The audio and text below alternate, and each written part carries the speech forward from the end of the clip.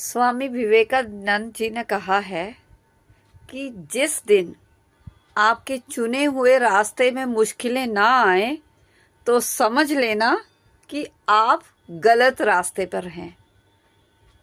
क्या मतलब है इन शब्दों का?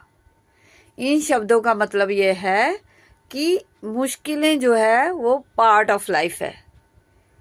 मतलब जो भी हम काम कर रहे हैं उसमें हमें प्रॉब्लम तो आएंगी।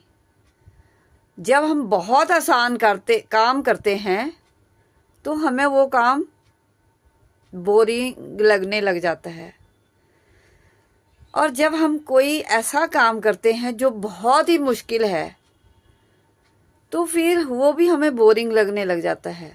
तो हमें ऐसा काम करना चाहिए जो हमें पसंद है, लेकिन हमें उसके लिए मेहनत करनी पड़ रही है।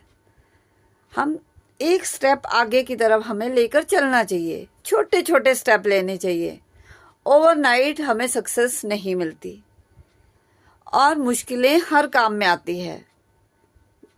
फॉर एग्जाम्पल, मैंने चुना है कि मुझे अपनी public speaking skill means communication skills को बेटर बनाना है।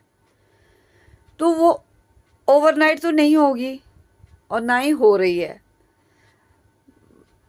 बहुत साल हो गए हैं मुझे लगे हुए। पहले मेरा फोकस इंग्लिश पर था क्योंकि मुझे समझ आ गया था 2002 से भी पहले, जब मैं 1999 में चंडीगढ़ आई और मैंने एज रिसेप्शनिस्ट काम करना शुरू किया यहाँ पर भी, वेस्टर्न यूनियन मनी ट्रांसफ़र में।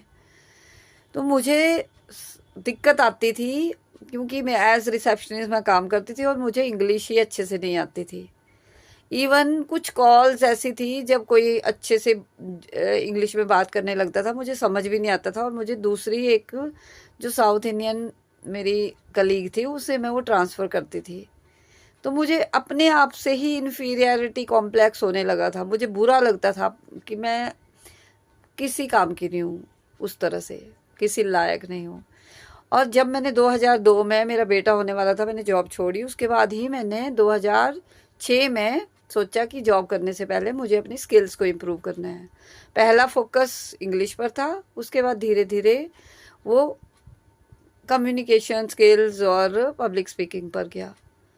तो 2016 से तो मैं लगातार अपनी स्किल्स पर काम कर रही हूँ, 2020 से पब्लिक स्पीकिंग पर काम कर रही हूँ। लेकिन मैं आज भी ऐसे नहीं कह सकती कि मैं बहुत अच्छी हूँ, क्योंकि ये ऑन गोइंग प्रोसेस है। जितना हम सीखते जाएंगे उतना ही हमें लगेगा हमें नहीं आता और हमें और इम्प्रूव